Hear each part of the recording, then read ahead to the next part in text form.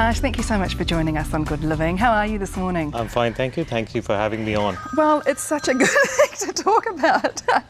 Sorry, I'm on call at the same time. That's fine. That's absolutely fine. It's such a wonderful initiative that you're doing with the Mutima Project. Can you just tell us a little bit about what it actually is? The Mutima Project is, the Mutima word means heart in Zambian.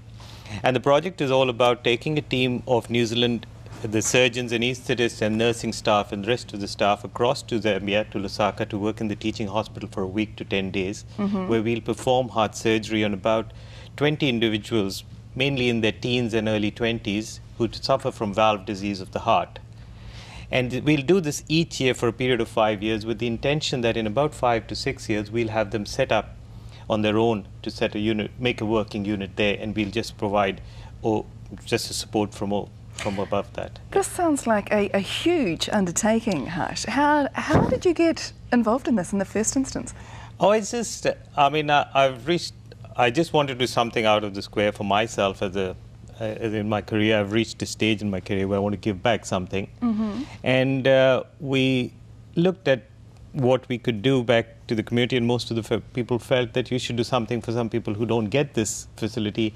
It's a group of patients who will die when in their 20s or 30s if they don't get surgery, and we can give them a normal lifestyle if we operate on them. So it's quite prevalent, obviously, in young people and young adults. And yeah, most countries like New Zealand are quite privileged that we've got good stocks of antibiotics, and we can treat rheumatic fever and when it occurs at childhood pretty early, and we don't see rheumatic valve disease that often anymore. But countries like Zambia and most developing countries, they still have a big problem with rheumatic fever, and rheumatic fever can affect the heart valves. There's something to do with the synergism of the cells between the bacteria and the valves.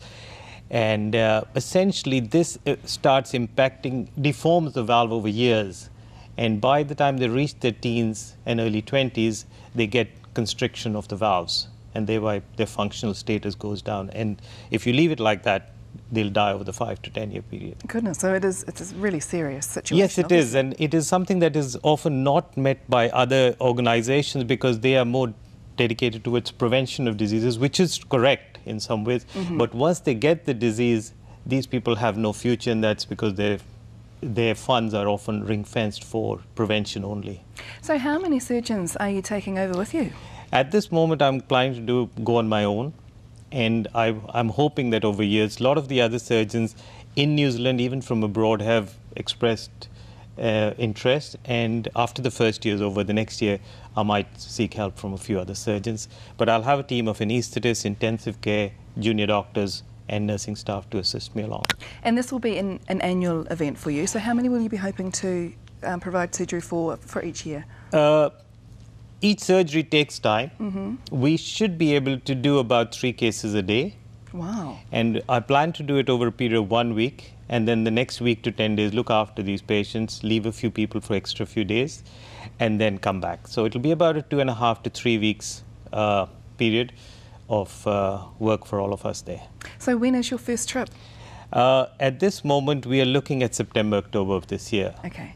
It was just one of those things with the World Cup coming up that we'd find flights accommodation very difficult in Africa. Yes, of course. So talk to me about how we can help, because there's a fantastic fundraising initiative that everybody in Christchurch can get involved in.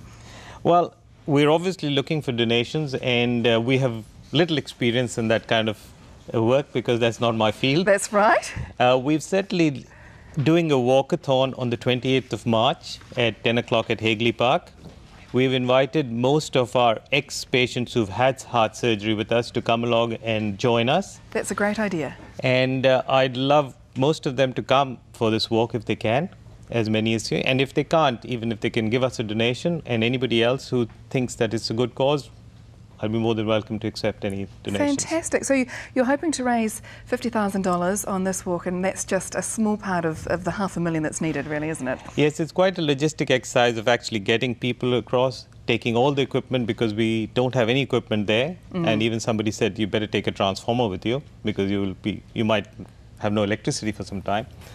So it's things like that will cost. That all add up. Yeah.